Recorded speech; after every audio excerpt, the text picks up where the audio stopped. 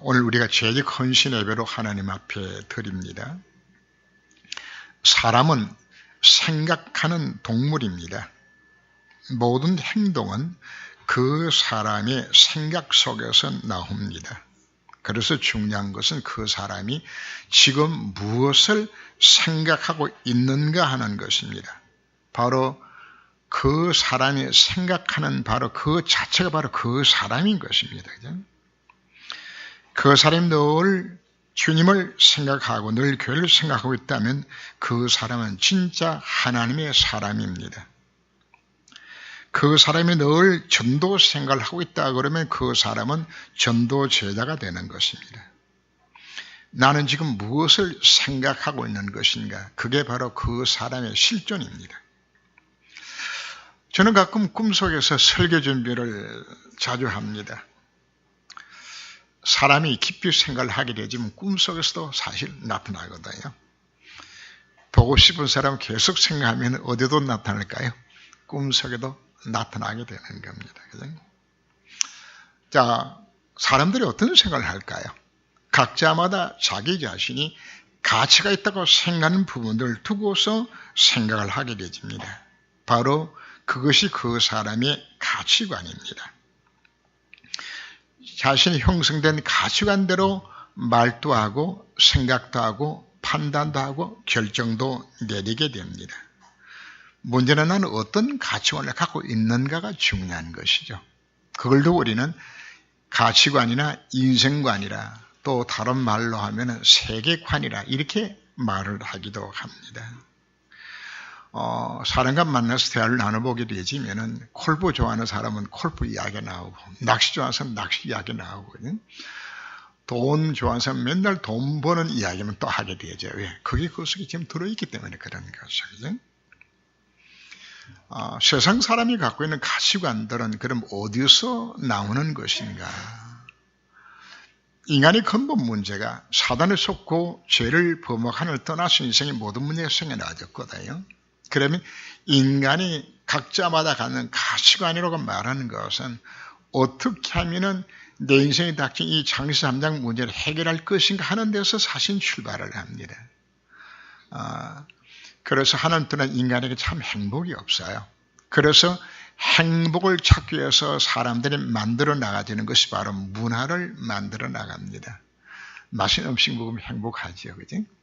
여행 가면 행복하기도 하고요. 이게 다 문화입니다. 음식 문화, 놀이 문화, 여행 문화, 뭐 여러 가지 예술과 또 운동 좋아하시는 분은 그걸로 또 쾌감을 느껴도 행복하게 되어져요. 다 문화 속에 다 속하는 것입니다. 그런가 하면은 죄로 인하여 인생의 재앙과 실패가 찾아오게 되었을 때에 인간들은 또다시 뭘 하는 것인가? 문명을 통하여서 이 문제를 해결해 보려고 노력을 하죠. 참 요즘 여자분들은 옛날에 비하면 참 살기 좋아졌다 싶어요. 그죠? 지금 가스레인지 얹으면 밥이 저절로 되어지죠. 반찬도 하죠. 옛날에 어떻게 했죠? 부엌에 불 피워가면 얼마나 고통스럽게 했는지 몰라요. 지금 통속이 지우는 세탁이 다 돼서 나옵니다. 얼마나 편하게 만들어 나간지 몰라요. 이런 걸 다 우리 물질 문명이라고 말을 합니다. 그런가 하면 사회 문명도 있어요. 사기 전 사회를 만들기 위해서 자꾸만 개량하고 고치죠. 그죠? 지난 주간에 구청에 들어갔더니 안전 자리에서 뭐 모든 수리가 다 나오더라고요. 이야, 참 편리해졌다. 그전 호적 뒤로 어디까지 가야 돼요? 고향 내려가야 됐어요. 그냥. 지금은 전산철학이라서 얼마나 사회적으로도 잘 살 수 있도록 만드는 것인지. 자, 문제는 문화와 문명을 누리기 위해서는 뭐가 필요하죠? 돈이 필요한 것이란 말이에요. 그래서 행복하고 인생의 문제 해결을 받기 위해서는 반드시 필요한 것이 돈이 필요하고 돈 벌려면 뭐 해야 되는 겁니까? 인생이 성공해야 되는 거죠. 그래서 사람들이 갖는 가치관이 어디로 흘러가는 것인가? 돈이 최고예요. 그냥.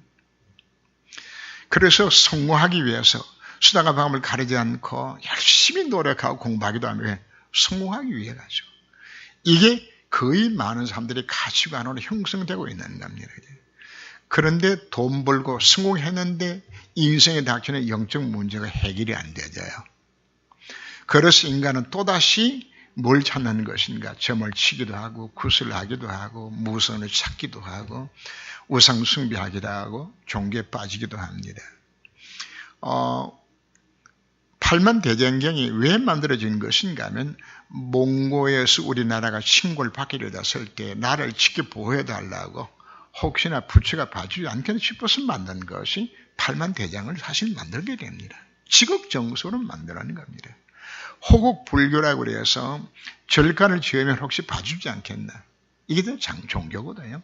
그래서 뭔가 열심히 종교에 열심히 하면은 신이 있다가는 좀 봐주지 않겠나. 이렇게 좀 흘러가는 겁니다.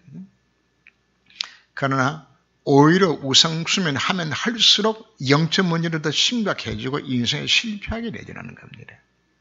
자, 우리의 가치관들이 어디서 나오는 것인가? 왜 사람들이 가치를 돈에 성공해 주는 것인가? 그걸로 인생의 문제 해결을 받을 수 있다고 생각하기 때문에 사실로 하는 거거든요. 그러나 사실 그러면 돈이 해결됩니까? 성공이 해결하는 겁니까? 사회는 점점 더 악해지고 점점 더 살기 힘들어지는 사회가 지금 점점 오는 것이거든요. 성은 뭘 해답이라고 말하고 있나요? 오직 예수가 해답이라고 말하는 겁니다. 복음만이 해답이라고 말하는 것입니다. 그래서 고린도서 1장 16절, 17절 말씀 보면은 멸망하는 자들에게는 이 복음이 미련하게 보여진다고 말을 합니다. 그는 우리에게 하나님의 능력이 되는 것이 복음의 능력인데 대다수의 사람들이 복음을 뭐라고 여긴다고요? 미련하게 봐요. 그러면 복음이 인생 문제 해결하나 그죠? 그 사람의 가치관이 어디서 출발하고 있는 것인가? 내 기조 자체가 복음에 정말 근거를 둔다면 생각 자체가 사실 달라지겠죠. 정말 복음을 해야 되겠다는 사실 자체 내가 깨달아진다 그러면 뭘 생각할까요? 복음 생각할 수밖에 없는 것이죠. 왜 오직 예수 생각 안 하는 것인가? 왜? 가치관 자체가 바꾸지 않았기 때문에. 그래서 우리가 왜 말씀을 묵상하면 복음 들어가라고 강조하는 것인가? 사실은 우리가 입으로는 하나님을 사랑한다고 말을 하면서 이것이 가치관이 바꿔지지 않게 되지면 여전히 우선순위는 돈을 사랑하게 되는 것이란 말이에요. 내 이웃 사랑하기를 내 몸과 사랑하신 최고의 법을 지키라고 우리에게 말씀을 합니다. 재직들이 교회를 승리에 있어 가장 중요했다 그러면 바로 사랑입니다. 성경의 중심되는 사상이 바로 사랑이거든요. 마태복음 22장 36절 이하를 보면 한 청년이 예수님 앞에 나와서 질문을 합니다. 성경의 가장 큰 계명이 무엇입니까? 물었을 때 예수님께서 대답하셨죠. 너는 마음을 다하고 목숨을 다하고 뜻을 다하여 주 너희 하나님을 사랑하라 하셨어요. 이것이 크고 첫째는 계명이요. 둘째는 그와 같으니 내 이웃을 내 몸과 같이 사랑하라. 이것이 모든 선예와 강성 말씀의 중심이라고 우리에게 사실 말씀하는 것이거든요. 성의 제일 되는 계명이 누구 사랑하는 겁니까? 하나님 사랑하는 겁니다. 자, 그러면 하나님 어떻게 사랑할까요? 주님을 사랑합니다. 그러면 사랑되지는 겁니까? 사랑하는 방법이 뭘 하면 우리가 주님을 사랑하는 것인가? 바로 하나님 주신 말씀을 붙들고 그 말씀을 사랑하고 지키는 것이 이것이 주님을 사랑하는 방법입니다. 그래서 우리는 하나님의 말씀을 어떻게 해요? 마음을 다하고 목숨을 다하고 뜻을 다하여서 하나님의 말씀을 사랑하고 지키는 것이 이것이 하나님을 사랑하는 표현입니다. 뭐가 우리 하나님을 사랑하는 것이 되질까요? 바로 우리가 교회를 사랑하는 겁니다. 교회는 바로 하나님 앞에 예배가 드리는 장소예요. 교회는 예수님이 세우신 것이요. 교회는 하나님 피로 값지고 사신 것이 교회입니다. 교회를 통해 하나님께서는 구원 역사를 이루시고 교회를 통해서 전도와 승리 이루어지도록 만드는 기구와 발의 교회가 되어지는 거거든요. 그것은 교회를 어떻게 사랑하라고요? 마음을 다하고 목숨을 다하고 뜻을 다하여서 무엇을 사랑하라? 교회를 사랑하라고 우리에게 말씀을 하는 겁니다. 그럼 각자마다 내가 맡은 직분들 두고서 내가 어떻게 교회를 사랑할 것인가 우리가 이 사랑 속에 들어가야 되는 겁니다. 세 번째, 우리 하나님을 사랑한다고 말을 하는 것은 하나님이 가장 기뻐하는 것이 무엇인지를 찾아서 그 일에 내 인생에 쓰임받는 겁니다. 하나님이 관심이 있는 곳에 나는 전혀 관심이 없다. 자, 부부간에 사는데 남편이 최고로 관심이 있는 곳에 아내가 관심이 없다. 그럼 부부간에도 항상 다툼이 일어나게 되는 겁니다. 그죠? 정말 하나님을 사랑한다면 하나님이 최고로 관심 있는 곳에 내가 관심 가져주는 것이 이것이 하나님을 사랑하는 겁니다. 하나님 최고의 관심이 어디 있나요? 바로 이 복음 누리며 복음 증인되지라는 것이 이것이 하나님의 가장 큰 관심이거든요. 하나님 최고의 관심은 바로 생명 건져 구원하는 영혼 구원 속에 하나님의 최고의 관심이 있다 그러면은 우리가 뭐 하는 것이 하나님 앞에 우리가 사랑받을 수 있는 자가 되어지는 것인가요? 우리 하나님께서 가장 기뻐하는 일들, 여기에 가치를 두고서 늘 생각하는 그 사람이 하나님을 사랑하는 사람입니다. 우리가 하나님을 사랑할 때에 그 하나님 내게 말씀합니다. 나의 계명을 가지고 지키는 자라야 나를 사랑하는 자니, 나를 사랑하는 자는 내 아버지께 사랑을 받을 것이요 나도 그를 사랑하여 그에게 나를 나타내려 그분이 약속하셨습니다. 누가 기도응답을 제대로 받나요? 하나님을 사랑하는 자입니다. 하나님 사랑하는 자.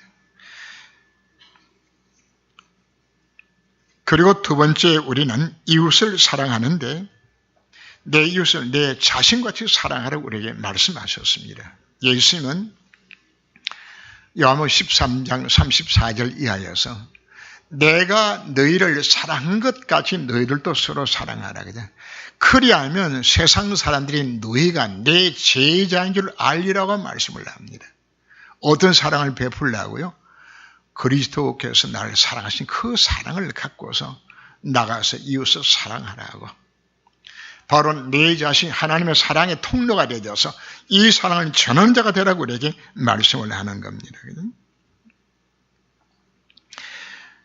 이 세상 모든 사람들은 사단이 준 12가지 문제 속에 사로잡혀서 멸망을 향하여 치달려갑니다. 그 배경이 모두 지옥 배경이요, 재앙의 배경이요, 마귀 배경 속에서 왜 망하는지도 모르고 실패하고 망하는 그들에게 가서 뭐하라?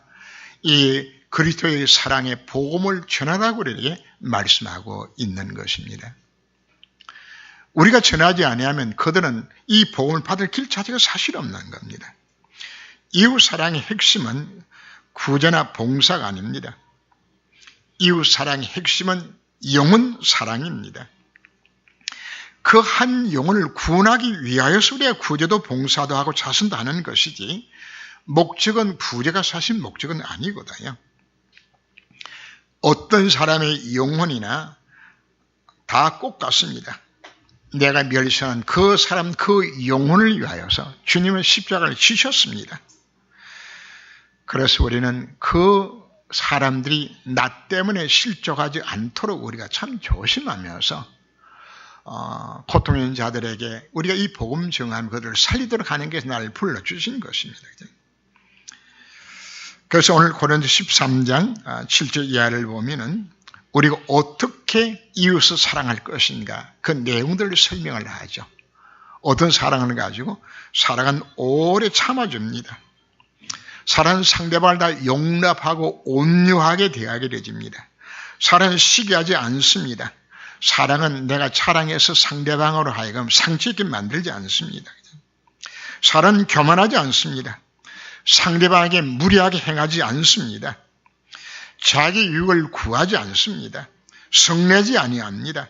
악한 걸 생각하지 아니하고 불기뻐하지 아니하고 진리와 함께 기뻐하고 모든 것을 참으며 모든 걸 믿으며 모든 것을 바라며 모든 걸 견디면서 그 한 영혼의 구원을 위해서 말하는 이야기입니까? 사랑하라고 우리에게 말씀하고 있는 겁니다. 이게 전도자가 가질 자세요. 중직들이 가져야 될 마음의 자세인 것을 우리에게 말씀하고 있는 겁니다. 우리는 어떻게 해요? 불신자의 전도를 위해서 우리는 이 사랑 갖고서 나가야 합니다. 세상의 양육을 위하여서 우리는 이 사랑으로 용납해야 되는 겁니다. 그죠? 이 사랑만이 상대방을 변화시킬 수 있습니다.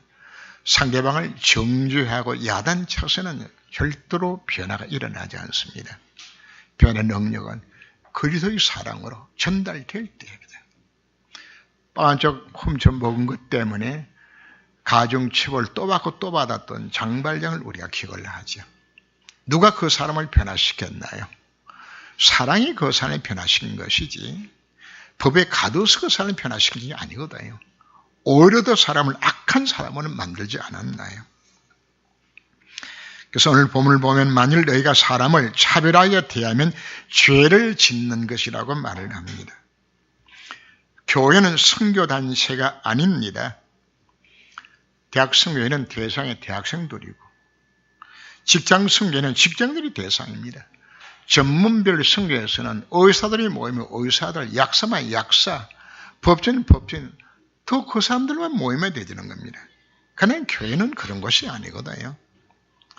누구든지 와서 복음을 들어야 되고 은혜를 받아야 되는 것입니다. 그죠? 왜 그런가요? 모두가 창세 3장 안에 놓여져서 이 멸망할 수밖에 없는 이들이지 않습니까? 그죠? 그래서 마태복음 11장 28절에 기록한 것처럼 모두가 수고하고 무거운 짐을 지면서 고통 중에 있는 바로 그들에게 우리는 이 복음을 전할 수 있어야 되는 겁니다. 교회는 누구든지 올 수 있도록 문턱을 낮추고 장애물을 다 제거시켜야 합니다. 오늘 우리가 고린도서 13장에 나오는 그 사랑에 대한 여러 가지 모습을 우리가 마음에 새기면서 늘 우리가 내 자신 한번 되새겨 보아야 합니다. 아, 사람은 오래 참는 것이로구나. 사람은 온유한 것이로구나. 사람은 자랑하지 않는 것이로구나. 사람은 시기하지 않는 것이로구나. 자신을 우리가 돌이켜보면서 교회 안에서 우리 중직자들이, 재직들이 새신자가 왔을 때 이웃을 만났을 이 자세를 갖고서 우리가 긍휼히 여겨줘야 되는 겁니다. 왜요? 그들은 우리가 봤을 때 말도 안 되는 행동을 한다 할지라도 그 사람 중에 어떤 상태입니까? 그렇게 할 수밖에 없는 영적 상태에서 지금 빠지는 것이지. 그래서 그 사람 우리 오히려 긍휼히 여기면서 우리가 도와줘야 되는 것입니다. 그죠? 그단 교회 안에서 서로 다투거나 말로 인한 상처를 입고서 조용히 교회를 떠난 사람들이 사실은 많았어요. 그런데 문제는 자기 말 때문에 상대방이 교회를 떠났다는 사실 자체는 본인은 몰라요. 상처 준 사람은 무엇 때문에 그 사람이 교회를 떠나게 된 것인지. 교회를 떠나서 다른 교회에 간 사람도 있지만은 아예 접어버리고 아예 교회를 안 다니는 사람들도 수두룩해요.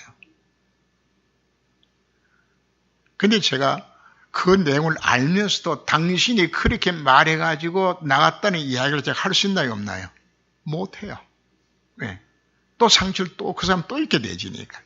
그래서 우리가 말을 함부로 하는 것 때문에 교회 안에서 여러분들이 나 때문에 상대방이 상처를 입어서 교회를 떠날 수 있구나 하는 사실자 이름 늘 기억하셔야 되는 겁니다.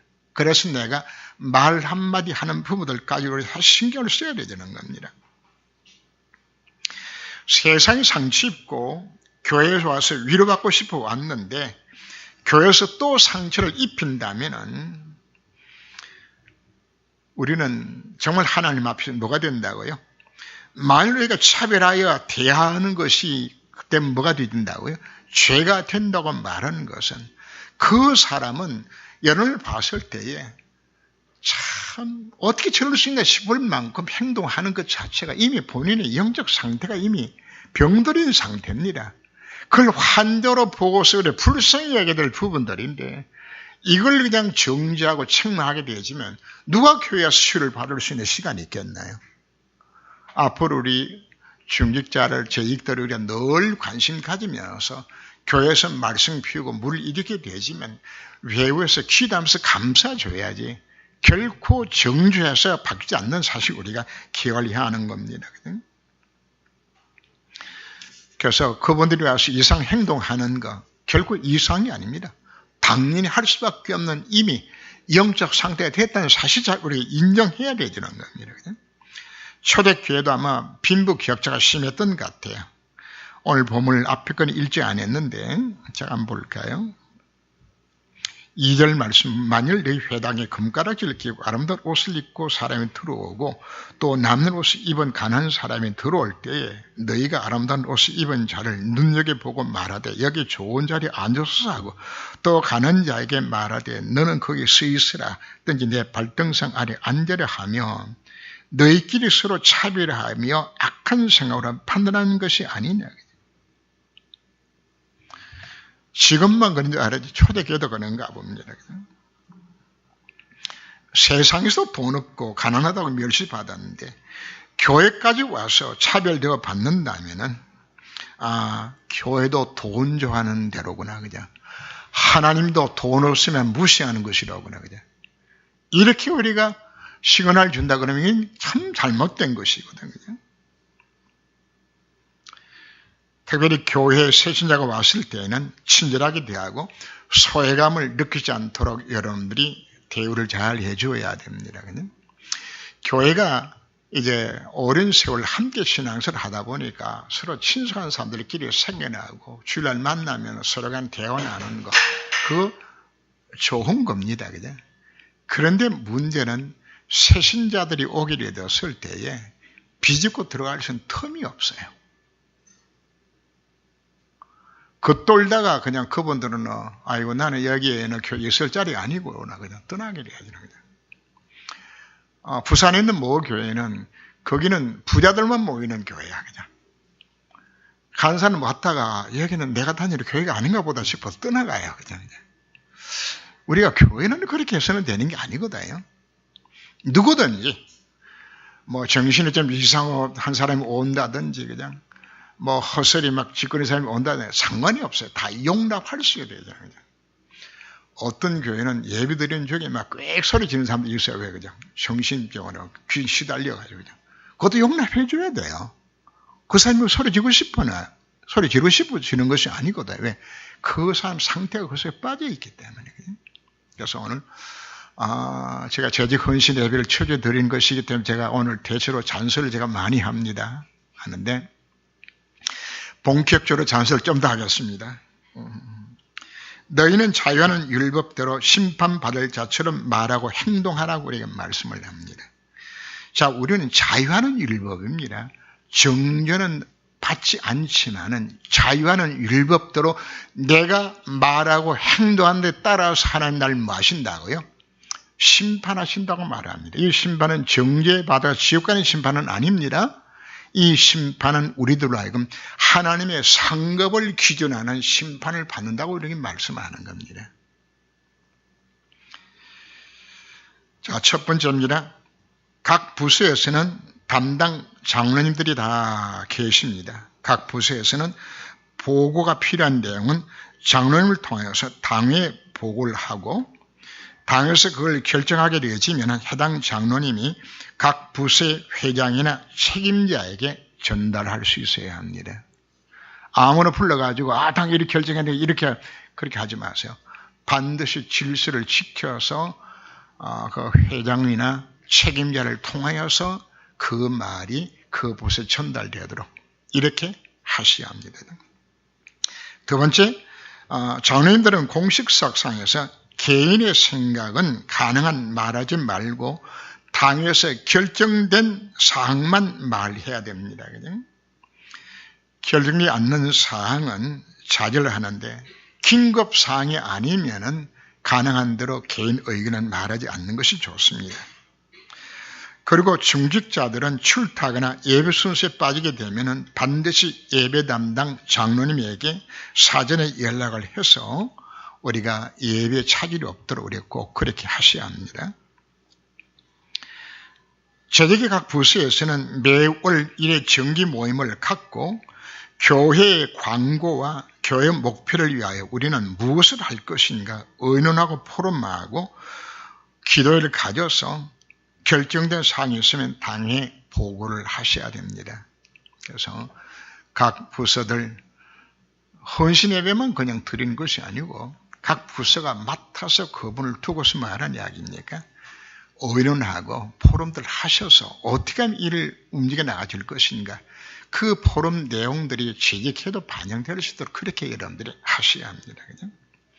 그 다음 네 번째, 각 구역에서는 구역 식구들의 경조사나 특별한 사항이 있으면 구역 인도자가 반드시 구역 관리 담당 장로님에게 보고하셔야 합니다. 각 구역 예배 시에 강단 메시지를 중심으로 포럼을 하고 가정복음, 지역복음을 위하여서 실천벽을 세우고 기도하는 모임들을 가져셔야 합니다. 성가대는 다음 주일을 부를 찬양곡이 정해지면 한 주간 동안 찬양 가사 내용을 묵상하고 예배 시간에 찬양할 수 있도록 해야 합니다. 바로 찬양이 교회의 영적 분위기를 다 바꾸기 때문에 찬양이 너무나 중요한 것이기 때문입니다. 그 다음에 교회 안에서 나이와 상관이 없이 상대방의 이름을 부르지 말고 상대방의 직분을 붙여서 호칭을 하셔야 합니다. 그리고 밑에 사람들에게 무슨 일을 시킬 때에도 반드시 상대방의 의사를 묻고 정중하게 부탁을 해야 합니다. 교회는 사회, 회사하고는 조직이 다릅니다. 달라서 교회 안에서는 나이 어린 자한테도 정중하게 대해주고 무엇의 일을 시킬 때도 정중하게 명령하지 말고 부탁을 해야 되는 겁니다. 교회는 자발적으로 자기 해야 할 일을 찾아 하는 것이 제일 좋은 것이지만은 모르고 못한 일이 있을 때는 상대방으로 하여금 무관하거나 미안하지 않도록 배려하고 인격적인 대우를 하면서 부탁들을 우리가 해야 합니다. 왜 그렇게 해야 되는 것인가? 성도는 교회에서 은혜 받기 위해서 왔는데 교회에서 우리가 다른 말로 인해서 기분 나쁘게 만들면 우리 은혜 받지 못하게 만드는 것이 되거든요.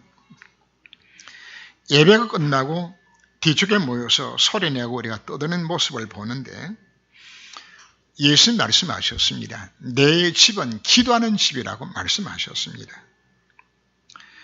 예배가 끝나면은 개개인들은 조용히 강단 맷을 붙들고 묵상하고 또 모여서 포럼하는 시간을 가져야 합니다. 그래서 다음 주부터는 예배 끝나고 일어서지 말고 앉아서 잠시라도 그날 강단의 메시지를 마음으로 묵상해야 됩니다. 왜 예배 순서에 광고나 모든 것을 앞당겨서 하고 바로 설교 끝나고 바로 찬양 부르고 예배를 왜 끝나게 만드는 것인가? 다른 것이 머릿속에 들어가지 않도록 만들기 위해서 예배 순서를 일부러 그렇게 만든 겁니다. 그래서 예배가 끝나게 되어지면은 강단 메시지를 잠시 묵상하고 필요에 따라서 구역이나 또 같은 부스들끼리 모여서 포럼을 할 수 있는 이 시간을 우리가 가져셔야 합니다. 그래야 교회의 영적 분위기가 사실 살아납니다. 예배 시작 전에 10분 전에는 반드시 자기 자리에 앉아서 기도하면서 은혜 받을 준비를 하셔야 됩니다. 주일 오전에 교회 오실 때는 최소한 20분, 30분 전에 오셔서 그날 예배 시간에 나오는 성경 본문을 읽고 묵상하면서 하나님의 말씀을 가지고 뭐라고 말씀하실 것인가 기도하면서 우리가 사실은 준비를 하셔야 합니다. 록펠러는 너무 바쁜 사람이 되어서 휴일을 하루 예배 하나 성공하고 하나님 그를 어마어마하게 축복하셨습니다. 그는 항상 30분 전에 교회에 와서 그날 본문 내용을 묵상하고 그리고 교회를 위해서 예배를 위해서 기도하고 예배 성공 그것밖에 한 게 없어요. 그런데도 하나님은 그로 하여금 2000교회를 세울 만큼 어마어마한 축복들 그분 다 허락해 주셨습니다. 우리 예배 규정 우리가 아셔야 되는 겁니다. 예배 전에 부르는 찬양을 우리가 준비 찬송이라 부르는데 준비 찬송은 없습니다. 모든 찬송을 우리 하나님 앞에 우리가 드리는 겁니다. 찬양 인도자는 반드시 기도하고 찬송 준비를 하고 가능한 대로 찬송가에 보면은 거기에 표시가 다 되어 있어요. 여러분 시편도 보게 되지면은 생각보다 굉장히 많은 부호들이 나옵니다. 높은 소리로 불러라, 낮은 소리를 불러라, 빠르게 불러라, 뭐 소사님에 맞춰서 불러라, 뭐 주의에 따라서 불러라. 여러 수십 가지 곡들이 시편들마다 다 적혀 있습니다. 여러분들 상식 조사를 해보게 되지면은 찬송가에도 빨리 부르라, 늦게 불러라 다 나옵니다. 그건 왜 우리 그렇게 해야 되는 것인가? 박자와 음정을 맞춰서 부르도록 앞에서 찬송 인도하신 분들은 이걸 우리가 배려하면서 해야 되집니다. 새신자들이 교회에 왔을 때 가장 먼저 뭘 보게 되는 것인가 하면 이 교회는 찬송을 어떻게 인도하는 것인가를 보게 되는 겁니다. 그게 첫인상입니다. 그래서 뭐 한 옥타브 낮춰서 부르고 척척 쳐서 부르고 이게 굉장히 교회의 분위기를 다 좌우하게 되는 겁니다. 그래서 찬송 우리가 인도하는 것이 얼마나 중요한 사실을 알고서 우리가 사실 준비를 해야 합니다. 그리고 교회 안에서는 남의 탓이나 험담이나 부정적인 말이나 비방하는 말은 하지 마시고 뭐만 할까요? 상대방을 칭찬하고 존경할 수 있는 상대의 부정적인 면보다도 긍정적인 면을 찾아서 여러분들이 칭찬해 주세요. 속담이 칭찬하면 고래도 춤춰요. 비방하면은 일할 맛 안 나요, 누구든지. 칭찬해 주면은 그냥 미친 듯이 일해요. 우리 하필 이렇게 기쁘게 일할 수 있는 만들어주는 분위기를 우리가 만들어야 되지 않겠어요, 그죠? 하나이는 시험을 쳐서 왔는데 다른 거 다 100점 맞았는데 수학이 50점이야. 엄마가 야단치면 네 수학이 이 모양 내가 네가 어떻게 서울대 가겠니? 이런 식이야 그냥. 자랑은 한마디도 못한 거 하나만 딱 꼬집서 이야기하지. 그냥. 하나이는 다른 건 전부 50점인데 국어만 100점이야. 그래서 아버지가 뭐라고 이야기하는 거야? 이야, 너 국어 100점 맞았구나. 그냥. 이야, 국어 참 잘한다. 이 아이는 그때보다 국어를 더 열심히 해가지고 지금 유명한 소설가가 됐어요. 각자마다 탤런트가 다 다르거든요. 그래서 우리는 말을 할 때 상대방의 단점 찾지 말고 장점만 찾아서 말하는 습관을 우리가 가지지 않은 것입니다. 그리고 모든 중직자들은 단기 선교에 참여할 수 있도록 준비를 하셔야 합니다. 필요하면 적금도 드세요. 시골에 난 전도사님이 합숙 훈련을 받고 싶은데 목돈이 20만이 없어가지고 이분이 매달 2만 원씩 모았어요. 10달 만에 합숙을 갔는데 이 사람은 다른 사람보다 10배나 은혜를 받고 옵니다. 왜? 10달 동안 2만 원씩 돈 놓으면서 뭐 한 겁니까? 그게 벌써 합숙 훈련 시작이야. 선교는 뭐가 선교하는 것인가 하면 선교에 관심을 두고 기도하면서 내가 작은 돈이라도 넣으면서 출발한 그 시간부터 뭐가 되는 것이 그게 선교예요. 해외여행 가는 분들도 그러더라고요. 그냥 내년에 여행 계획을 세워놓고 지금부터 준비하는 것부터가 해외여행이라고 이야기하더라고요. 선교도 마찬가지입니다. 그래서 여러분들은 일평생 사는 동안에 선교 현지를 한 번도 안 가본다. 이건 하나님 보시고 온전한 모습은 아니거든요. 여러분이 생각하시면서 내가 참 내년에 선교 한번 가야 되겠다. 1년 아니 2년 모아서 내가 한번 가야 되겠다. 사실 마음입니다. 마음만 먹으면 얼마나 우리가 사실 준비할 수 있는 것이거든요. 그리고 이번에 태평도 옮겨가게 되지면은 지금까지 안 오셨지만은 이제는 여러분 기도하시면서 바로 내 가정이 복음이 정을해지는 다락방하는 집이 되어야 되겠다. 미션홈이 되어야 되겠다. 기존 신자 불러들이는 모임이 아니고요. 세자 중심으로 복음 전할 수 있는 말씀 운동이 내가 일어나기 원합니다는 마음으로 기도하세요. 지금부터 기도하시게 되지만 하나님께서 이 문을 여시는 겁니다. 여러분 집집마다 말씀 운동이 일어나게 되지면은 제가 여러분 약속합니다. 여러분 집안에 말씀이 일어나는 바로 그 순간부터 시작해서 여러분 가정에 임하는 모든 저주장 실패는 다 떠나가는 것이 말씀의 능력입니다. 왜? 하나님께서 가장 기뻐하시고 말씀이 스며든 그 현장에서 일을 이루게도 그걸 우리에게 약속해 주셨기 때문입니다. 그래서 오늘 여러분 결단하시면서 이제 내 가정이 바로 다락방이 되고 미션홈이 되고 치유가 될 수 있게 만들어 달 여러분들이 기도하셔야 되죠. 그리고 이제 우리는 4대 헌금을 기도하시면서 여러분들이 작은 금액이라도 작정들을 하셔야 됩니다. 11조와 성교와 건축 관련 헌금들을 여러분들이 작정하셔서 중직들은 다 빠짐없이 참여하셔야 됩니다. 많은 금액이 아니라 작은 금액이라도 하나님 앞에 내 마음의 중심을 드리는 겁니다. 성경이 우리에게 말씀을 합니다. 내 물질인 곳에 네 마음이 있다고 우리가 말씀을 합니다. 이분은 주님을 사랑합니다. 그러고 헌금을 인색한 것은 그건 사실은 무엇인가 하면 사실 주님보다 돈을 더 사랑하는 것이 되지는 거죠. 그래서 우리는 재직들로서 2018년 우리가 어떻게 될 것인가, 그동안에 교회를 쭉 지나오면서 나름대로 이 부분 좀 수정했으면 좋겠다 싶은 것들이 있어서 이번에 좀 정리해서 여러분들의 말씀을 드리는 겁니다. 또 이것 때문에 마음의 부담은 갖지 말고 내전 점검하면서 이제 2018년도에는 최고하는 재직이 되어지고, 여러분 때문에 교회가 3천 제자 운동에 서나마 성전은 일어나는 곳에 우리 모든 재직들이 지옥으로 쓰임받으시기를 주님으로 축원합니다. 기도합니다. 주님, 오늘 재직 헌신 예배를 드리며 하나님께서 이들에게 여러 가지 말씀을 주셨습니다. 우리가 어떻게 하나님을 사랑할까요? 어떻게 이웃을 사랑할까요? 어떻게 우리가 말씀대로 살아갈까요?